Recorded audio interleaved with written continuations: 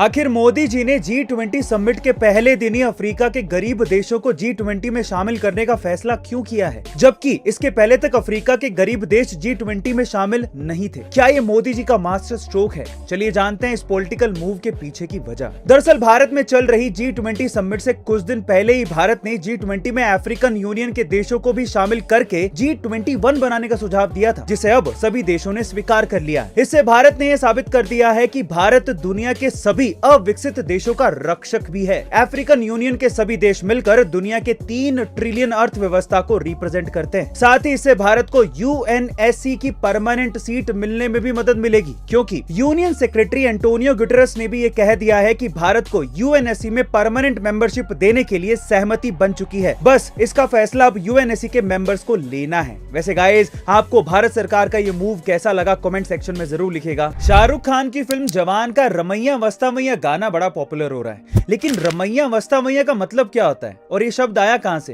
क्या आप जानते हैं? चलिए हम आपको बताते हैं ना। दरअसल साल 1955 में रिलीज हुई राज कपूर की फिल्म श्री 420 में पहली बार रमैया वस्ता मैया गाना दिखाया गया था। इस गाने के कंपोजर शंकर जयकिशन, हसरत जयपुरी और शैलेंद्र एक बार खंडाला जा रहे थे।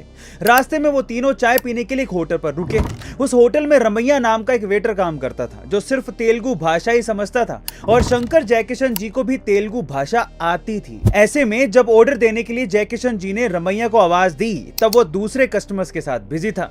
जयकिशन जी ने फिर से आवाज दी और इस बार उन्होंने आवाज देते हुए कहा, रमैया वस्ता मैया, यानी कि रमैया इधर आएगा या नहीं। जयकिशन जी के ये शब्द जब शैलेंद्र जी ने सुने तो उन्होंने रमैया वस्ता मैया के आगे मैंने दिल तुझको दिया जोड़ दिया और कुछ इस तरह से रमैया वस्ता मैया का ये गाना बना। बेंगलोर का एक कॉमन मैन जो पेशे से नाई है, उसने अपने हार्ड वर्क की बदौलत ऐसा अनकॉमन अचीव किया है जिसे आप सुन के हैरान रह जाएंगे।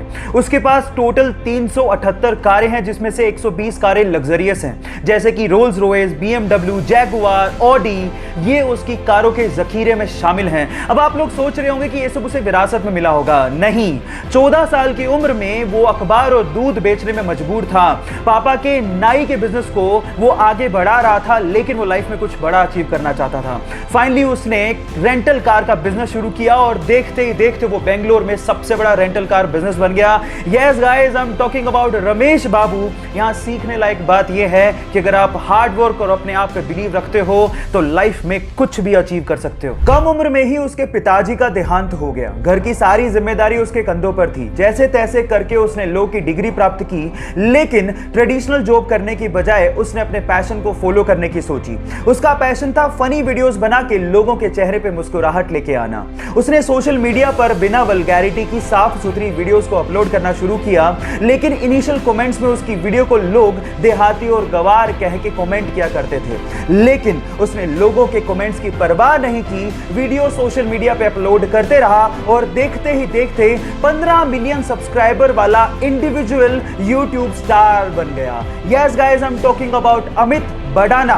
गाइस, यहां सीखने लायक बात यह है कि अगर आपको अपने आइडियाज पे भरोसा है तो लोग चाहे कुछ भी कहें, परवाह मत करो और आगे बढ़ते चलो।